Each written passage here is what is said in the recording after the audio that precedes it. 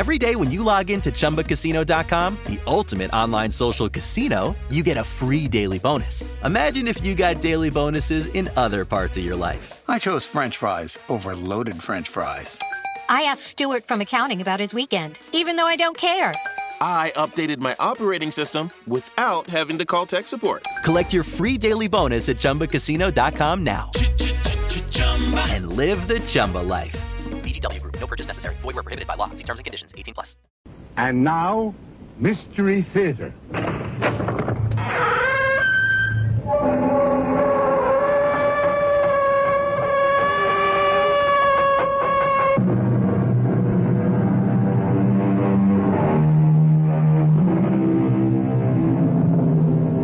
Come in. Welcome. I'm E.G. Marshall.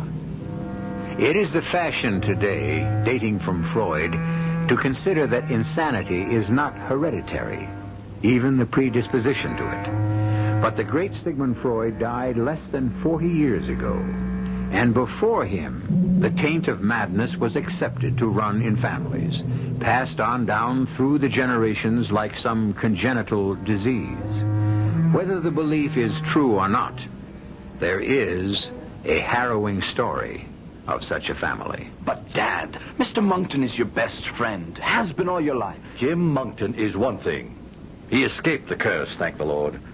Well, you can't for a moment imagine that Stephen, who happens to be my best friend, is anything but normal. I hope and pray he is, but he's still young yet. And they say it skips generations. I'm not going to argue anymore. I know your mother put you up to this. Mother had nothing to do with it. I'm thinking of my sister. Anne would be far better off with a short-term headache than a lifetime of misery and despair. Oh, but Father... No, David. I'd rather put her in a convent than see her married to a Monkton. For as sure as I'm standing here, I know it in my bones that Stephen Monkton is marked by the curse of his family. He'll end up a raving maniac, or dead before his time.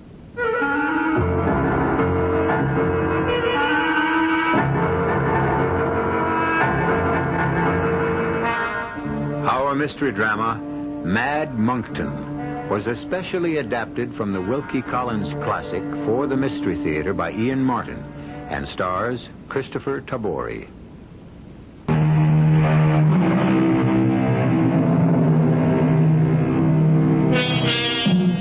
The great Scottish historian Carlyle said, "History is a distillation of rumor." However, a contradictory quote is, "Where there's smoke, there's fire." Whichever may be true of the Monkton family, gossip had marked them as a family damned by hereditary insanity.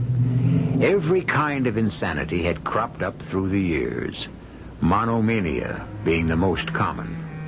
The world of the Monkton family shrank to almost nobody, except for the Elmsleys, friends and neighbors. My father and Mr. Monkton had been school friends, and when, years later, their paths crossed again, their friendship was renewed. By that time, my younger sister and myself were almost of age, with little more than a year separating us. Mr. Monkton's son, Stephen, was about Anne's age, and I remember coming home in my last year of college to find that they were in love and wanted to be engaged. The Monkton family and my mother and myself were all for it. My dad was the only stumbling block. It makes me so mad, David. I mean, Dad can get so pig-headed. Couldn't you shake him at all? You were my last hope. I did my best, Princess, but it was running my head against solid granite. But it's all so silly. It's so unfair. It's not like him. No. Usually my father's pretty easy to get on with, and usually you can twist him around your finger. Or Mom. Not this time. How can he risk Mr. Monkton's friendship with some crazy notion? What made me use that word? Princess. What? You know, I know how much Dad loves you and wants your happiness. It's hard to see him being so set against this, except... Except what? Well, I mean, Dad is a doctor.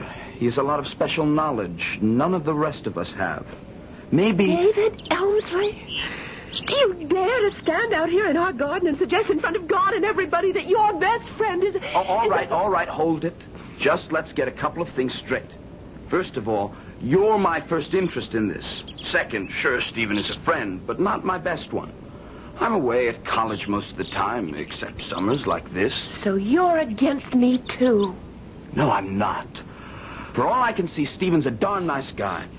But if Dad knows something, I mean, if there is some kind of disease we don't understand about... All I know is I love Stephen and I'm going to marry him even if I have to run away with him. You can't do that. You're both underage. We can wait. It's not that long. And once we both get to be of age, we'll be married, even though it's over Dad's dead body. Poor Anne. She was going to regret those words. But before that, she was going to have more immediate regrets.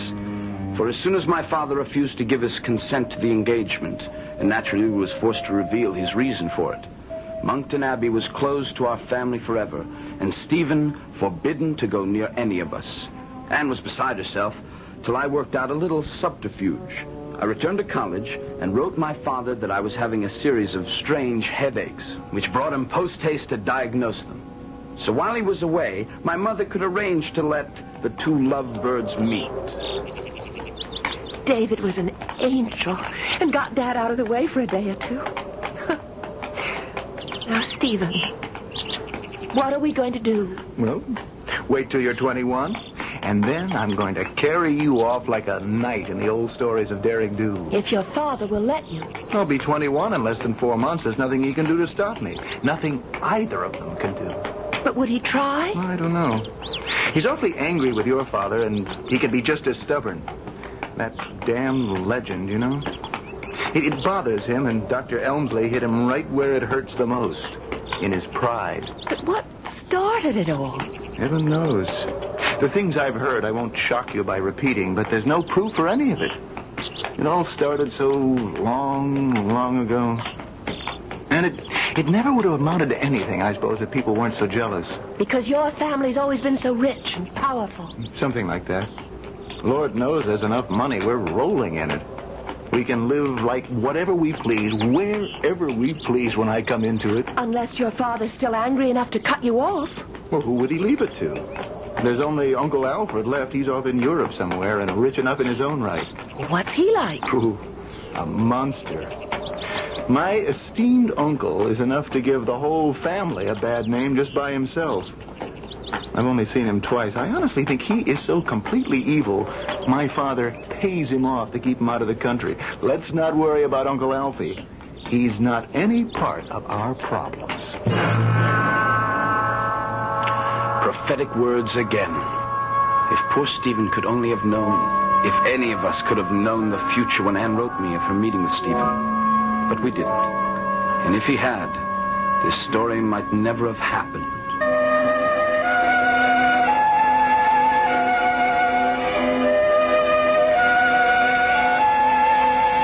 Just before the Christmas holidays, Stephen's father died very suddenly of a heart attack. Immediately after the funeral, my father, claiming that a lingering bronchial infection was endangering my mother's life, moved the rest of our family to the south of Spain. So it was that Stephen and I spent the Christmas season together, for many reasons. I appreciate your company, David. Where else would I go, with my family over 1,000 miles away? You could have joined them in Spain. Most of the time would have been spent getting there and back. Besides, it's more important now to find out about your plans for the future. In a few weeks, I shall be 21, my own master. I shall have an income of £30,000 a year. In 6 months, your sister will be 21 and her own mistress. I intend to marry her. Have you any objection? No, none. So you and Anne will be married by summer. With or without your father's consent? With or without my father's consent, even if it's over his dead body. Phrases that haunt me, and will haunt me, I suppose, to my grave. I hope not beyond. For a few days before my sister's 21st birthday, my father picked up a virulent case of the Spanish flu, and within 3 days was gone. My mother and Anne brought his body home to Wincott for burial, and I met them there. But during the week I waited for them to return, I learned of the strange goings-on at Monkton Abbey, and discovered that my one-time friend Stephen refused to see or talk to me. But why didn't he even come to the funeral, David? I don't know, Anne. He won't see me. The servants barred the doors. I can't even force my way in. But doesn't he want to see? Doesn't he ask for me? Anne, I don't know how to tell you this. Well, ever since shortly after his father's death, peculiar things have been going on at the Abbey. What peculiar things? It's too soon to talk about them now. Well, what's he been doing, locked up in that lonely old mausoleum all alone? I can only tell you what the local gossip is, if you insist on hearing it. Oh, but I do, David. I must. Well, the local farm laborer that's been on the estate near the house says that he's been wandering and walking about carrying dusty, old, crumbling papers in his hand. That he's forcing open scores of old windows as if to let the light into rooms that have been closed for years. You know, there must be some 80 rooms in the Abbey. And that once, towards evening, he was even observed standing on the very highest of the crumbling turrets, never ascended before in recent memory, which is supposed to be inhabited only by the ghosts of the ancient monks who once possessed the buildings. But what's he looking for? Anne, I don't know, unless... Unless what? Unless the old story is true. The old legend that Stephen has lost his mind. No. And where are you going? I'm going to find out for myself. To prove you're all wrong. I should have followed Anne, I suppose. But I thought perhaps it was better for her to find out the truth for herself. Whatever the truth might be.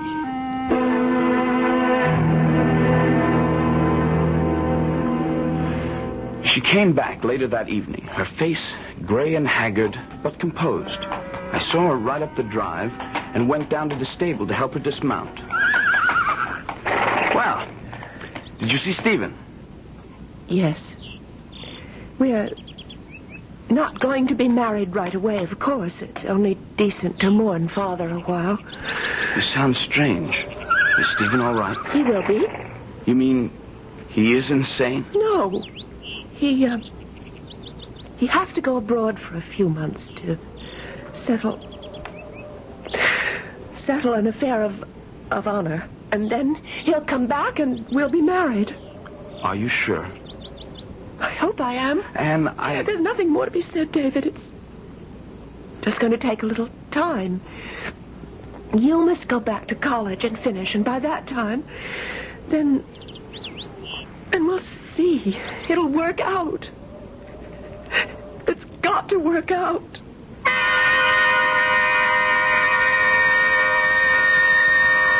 I couldn't get any more out of her. Stephen still refused to see me. I went back to college, graduated, and returned. My mother could tell me nothing new. I looked for Anne, and I found her in the garden, gazing off towards the great bulk of Monkton Abbey. Her face was drawn and white, and she was painfully thin. But when she saw me, she jumped up to hug me with joy. Oh, David. Oh, how good to have you back. Hello, Princess. Let me look at you. You don't look yourself. Is it still Stephen? Yes. Stephen. You miss him so much. I used to have letters every day.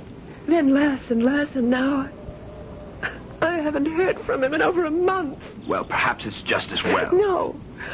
I love him. I'll never love anyone else. I'll wait for him till he finds what he has to find.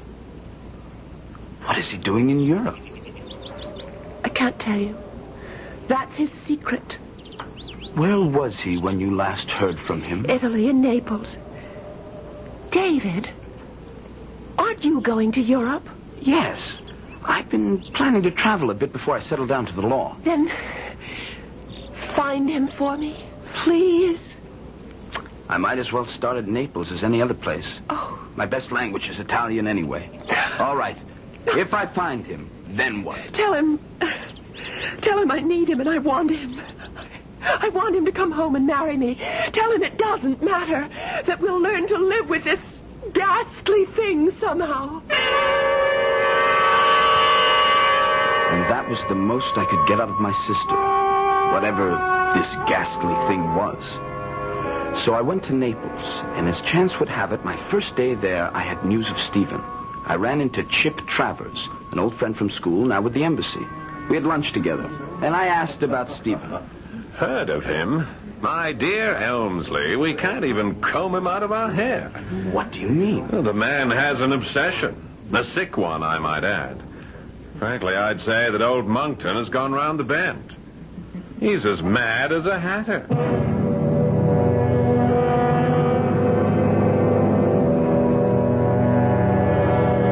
And so it seems that the black cloud of tragedy does indeed hang over the house of Monkton. That madness is an inherited trait. Yet Anne denies it. Is she blinded by love? And if not, what is the ghastly secret she and Stephen would have to spend their lives with? In a moment, I'll return with Act 2.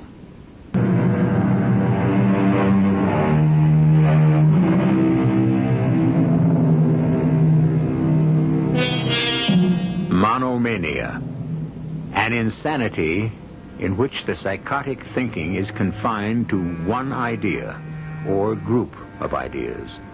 Dictionary definition. And the whispers and rumors and accusations which have been voiced about the Monkton family for centuries, about the curse that lies on it, have tended to stress this particular form of madness. But what one idea or group of ideas?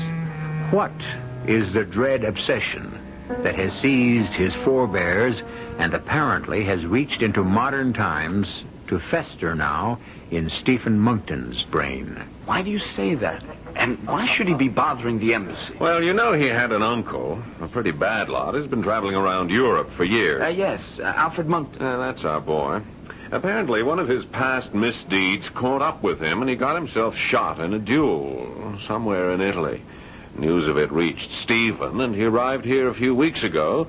But since then has been pestering the living daylights out of us, the police, all the authorities. To have some action taken against the man who killed his uncle? Oh, Lord, no. The police are trying to follow that up. Naturally, since under present law it constitutes murder. The opponent and the seconds disappeared into thin air. But Monkton, by all evidence, doesn't give a hang about them. All he wants is his uncle's body. Is that so impossible? Oh, probably. I don't understand. Look, we only heard of this duel from a French journal some weeks after it happened. Monkton's second died and left some papers constituting a partial confession. But the one vital thing not included was where the duel was fought. So nobody knows where Alfred Monkton was buried. Or if he was buried at all.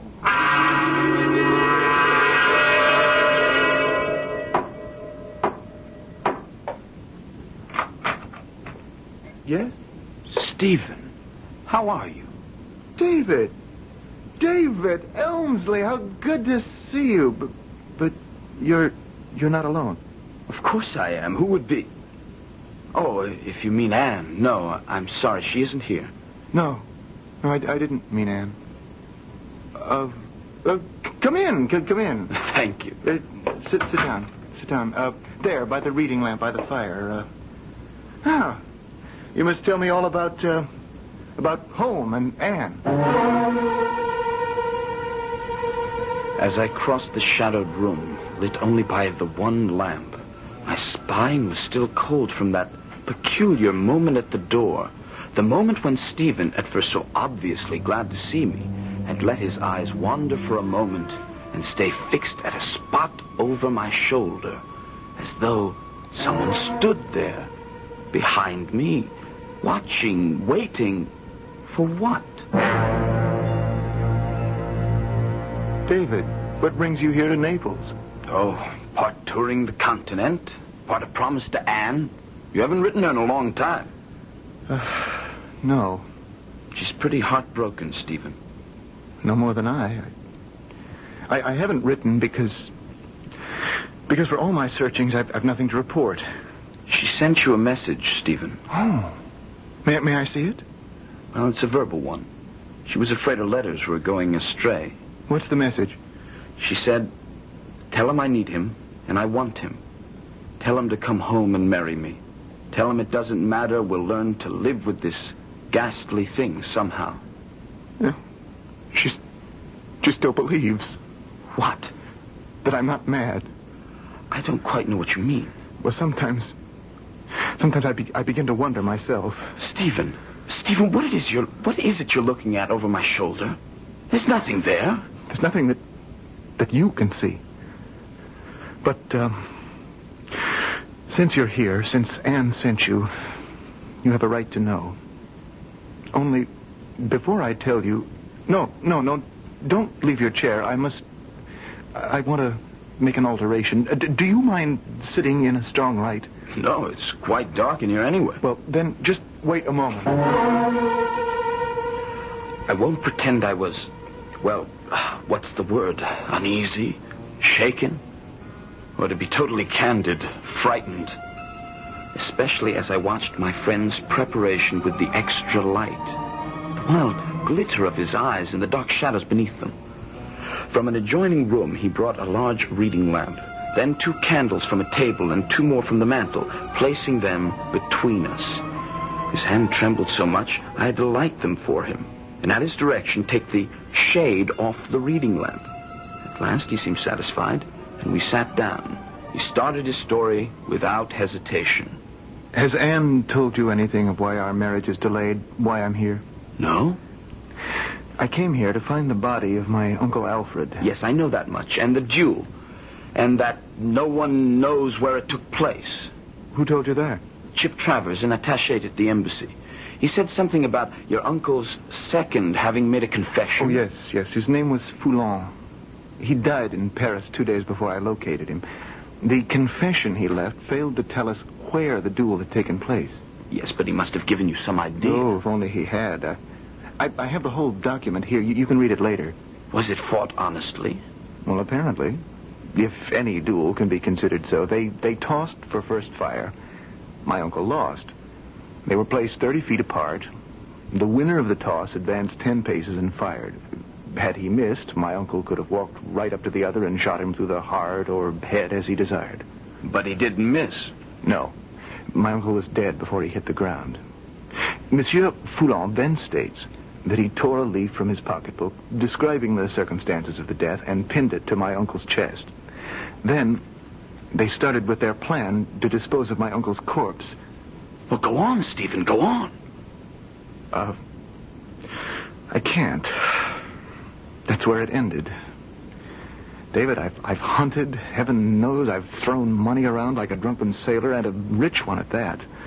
But I don't know the country. I don't know the language. I'm insulted, laughed at almost to my face. Stephen, wait a minute.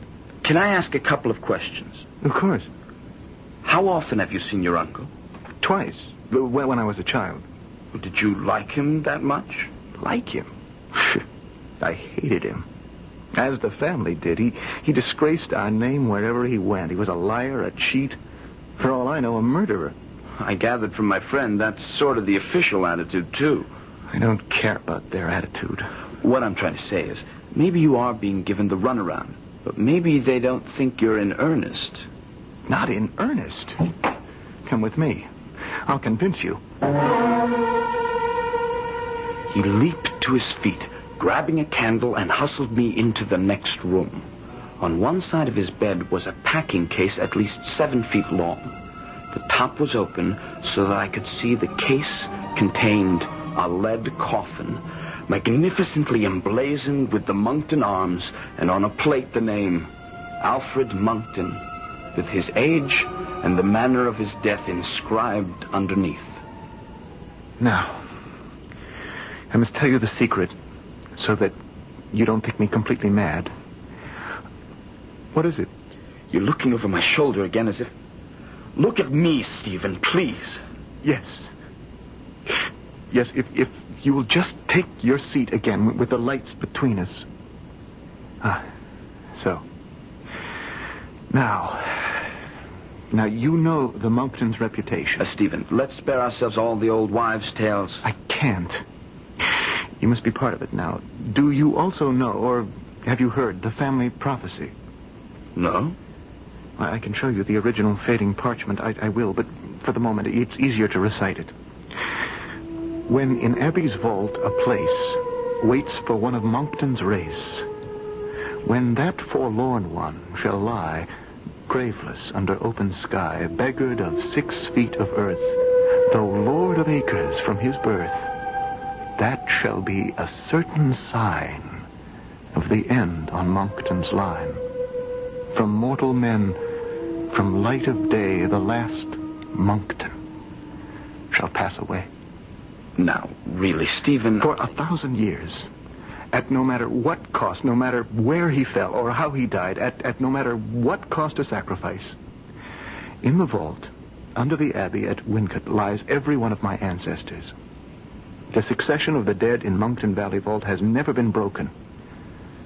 Till now. I can see by your face you want to ask me how I can believe in a doggerel prophecy written and uttered in an age of superstition and ignorance. I'll tell you why I do.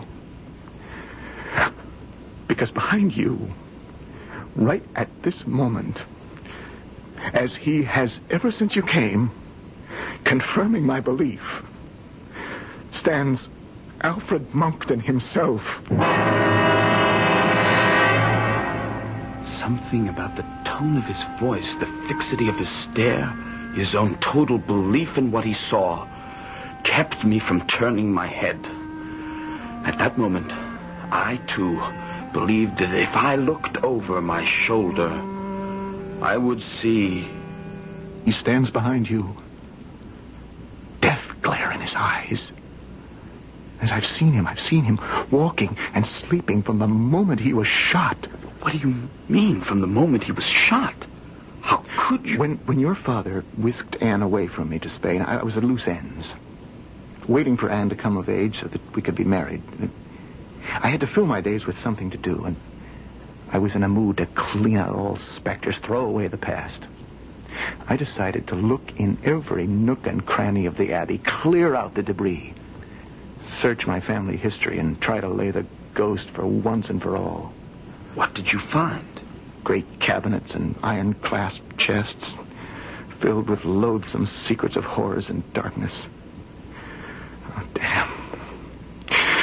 I suppose we were neither better nor worse than all medieval barons, but the things I found... Well, that's dead and gone, I thought. It's the past, which I'm going to cut myself free of and start a new future. I'd worked myself to the highest turret by this time, and I was choked with dust. I stepped out just before sunset, choosing my footing carefully, watching the setting sun and thinking of Anne. And suddenly, yes, standing in front of me, beyond the battlements in mid-air, was the figure of Alfred Monkton. Faintly luminous, as he stands behind you now. Did he speak? No. Was this before the news of the duel reached Wincott? 2 weeks. I didn't know the date of it then as I do now. It was March 14th, the same day as I stood on the battlement. The very moment the bullet entered his side and killed him. And now you know why I dare not marry your sister. Not till I fill the empty place in the Monkton Abbey with the body of my uncle. And then, by God, I will burn it to the ground.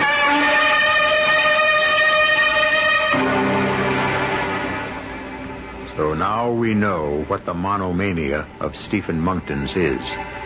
But can it be cured by finding his uncle's body and the other means he plans? Or is it doomed by the ancient prophecy that from mortal ken, from light of day, he's the last Monkton to pass away? I'll return shortly with Act 3.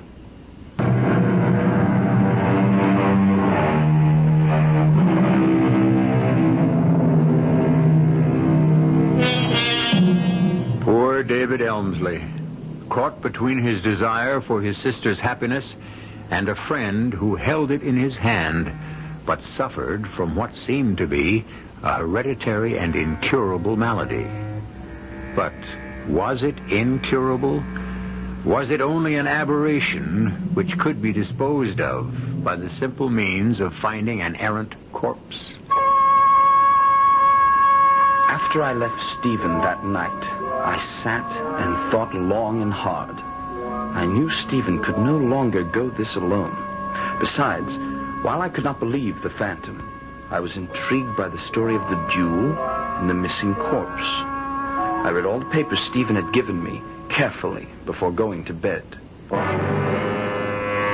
By the next morning, I had seen Chip, the police, and all the authorities concerned, and made my decision. David, I thought you deserted me. Quite the contrary. We have plans to make and a journey to take. Well, what is it you have in mind? First, here are your papers. I've talked with all the authorities. As you know, there's no language barrier for me, so I now know all that they have done.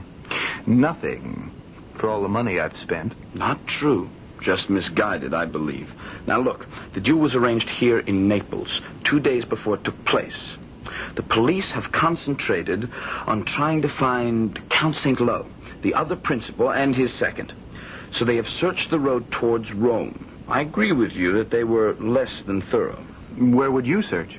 Since the route was so roundabout, and since they wanted to be out of the Neapolitan states, I think the duel was actually fought not far from here. All the rest was a blind to circle back. But where? I'm not clairvoyant, but I think we ought to start looking as close by as possible. You're right. I can feel it. We're going to find him and take him home, and at last this long nightmare will be over. Poor Stephen. He built his expectations so high. For 3 days we coursed the neighborhood without success. Each day his hope diminished. And traveling through that rough country, even by mule, I was beginning to realize how few physical resources my poor friend had left. So on the 4th day, I went alone. There was a pitiless sun that day, and I gradually ascended into a deeper woods over the stony ground. By the time my watch suggested my return, I suddenly came out of the thick greenery and saw before me an ancient monastery, halfway crumbling into ruins. On my way to it, I was oppressed by an overbearing odor, a smell that suggested only one thing to me.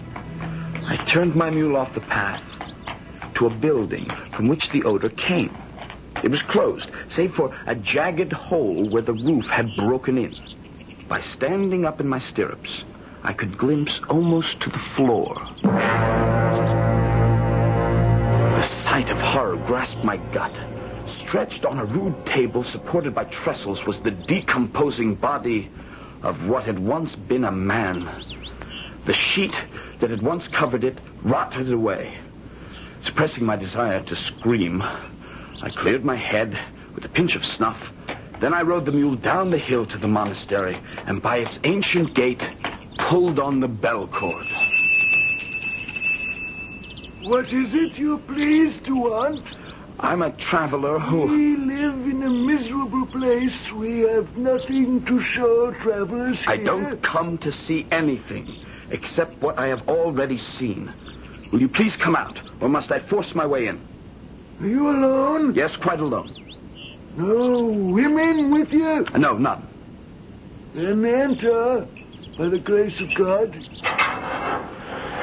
I have just seen a gruesome and horrible sight. In that outbuilding back there is the decomposing body of an unburied man. An ugly sight. Do you know about it? Everything. Everything. Some months ago, we are at our poor meal in the refectory, and we hear of a sudden bang, a gun. We thought it to be a hunter. Where did the sound come from? From the meadow beyond the trees. And that's all you heard? Patience. The old go slow. Let me see. Oh, yes. There was a ring at this gate. Oh, the devil of a ring. And the Father Superior said, "Go, brother, see who it is." I opened the door, and lying on the threshold was a man, dead, with black eyes open, staring to the sky's blood-soaked shirt. The same man who lies out there? The same. But why did you not give him a decent burial? I think I can answer that, sir. I am the Father Superior of this monastery. You may leave us, brother. I have been hoping and praying that the Lord would send you... Me? Yes. Are you not some relative of the deceased? Are you not seeking him? I myself am not a relative, but his nephew is nearby in Fundy. Yes, I was seeking him, but you still haven't answered my question. This piece of paper pinned to the man's chest when we found him. Do you read French? I'm afraid with difficulty. Then I shall translate it for you. This paper is attached to the body of an Englishman, Mr. Alfred Monkton. He has been shot and killed fairly in a duel. Since we must fly to escape the law, the body is placed at the door of this monastery to receive burial at the hands of its inmates. It is signed only with the initial F. Of course, his second. But, Father, why haven't you buried him? The man is not of our faith. He died unshriven. This is consecrated ground, and we are not, by the laws of our order, permitted to leave its confines. We did what we could. I had sent a missive to Rome by those who were bringing our food once a month, asking permission from my superiors to take what action they deemed right and sanctified. But as yet I have had no answer. Has this nephew papers to prove his relationship? Everything. To prove it beyond a doubt. Then I pray to you, my son. Bring him to take his uncle and bury him, so that he may be commended to God. The next 10 days were a fever of activity. I arranged to have embalmers with what chemical assistance was needed. Stephen wrote immediately to Anne, warning to expect him home, and that all was well. They would be married as soon as he returned and placed the casket with his uncle in the vault. Only one small hitch seemed to halt our arrangements. There was no space on any merchant vessel leaving Naples.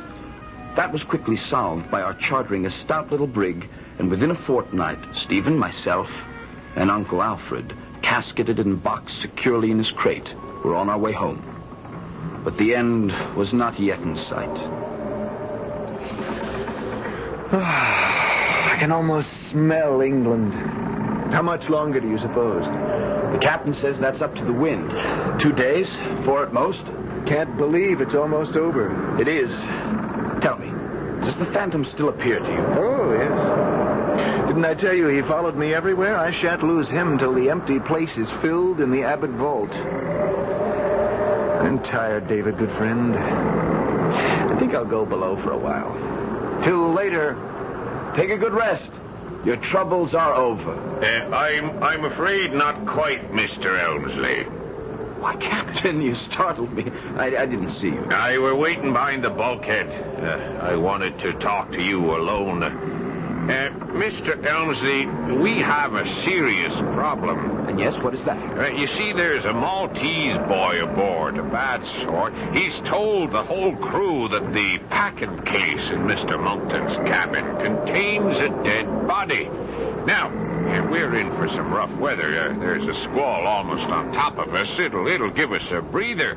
But after it's over, you have one or two choices. Either tell the crew the boy is lying and I'll hand him up to the rope, or throw that packing case overboard if it does contain a body. And suppose I refuse both conditions? Then we'll have a mutiny on our hands, and either the box will go over, or I'll have to put in for the nearest. Well, there's no time to discuss that now. Get on below. You'll only be in the way here. I scarcely made it below deck when the squall hit us. The brig strained and groaned, and we could feel her whirl about. Then came a deafening crash, and a flood of water poured into the cabin. We were sent hurtling to one side, and could feel her suddenly settle that way. Mr. Monkton! Mr. Elmsley! She's ropes too! Make your way to topside! We're abandoning ship! Come on, Stephen! No, not without him! Are you out of your mind? It takes 6 men, even broadside casket! You go, David! It no longer matters about me. I have no future if this coffin goes. I stay with this ship. If she sinks, I sink with her. I'm not going to allow you to kill yourself! You fool! No!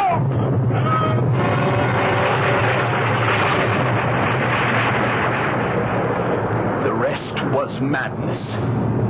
After I knocked Stephen out, I got him on deck somehow. He came to, and he was like a maniac.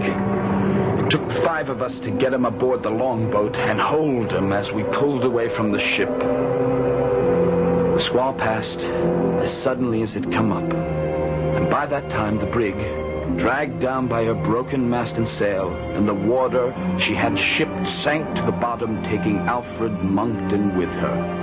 And as she went, Stephen sagged in our arms and lay quiet and hopeless.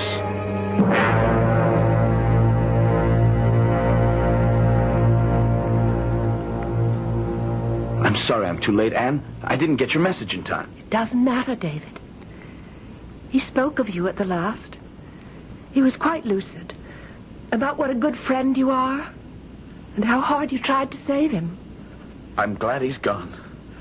It's been a terrible year for you, Princess. Why you ever married him? I loved him. And he had to have someone to take care of him. Oh, he was quite mad. He was ill, that's all. He lies there, David. Next to the empty spot where Alfred Monkton's casket should lie. The prophecy fulfilled. Oh, no. No, Stephen was not the last of the Monktons. You see, I'm carrying his child. You must be mad, too. No. For someday he will fill the empty spot, and the nonsense will be gone forever. Our grandchildren could come out in the sun. The curse will be dead. And this family will at last escape from the heritage of being the Mad Monktons.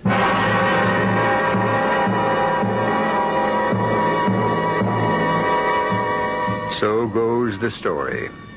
Anne Monkton never married again, but she did bear her child.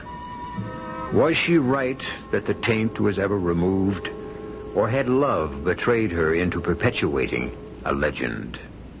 That is something only time can tell. I'll be back shortly.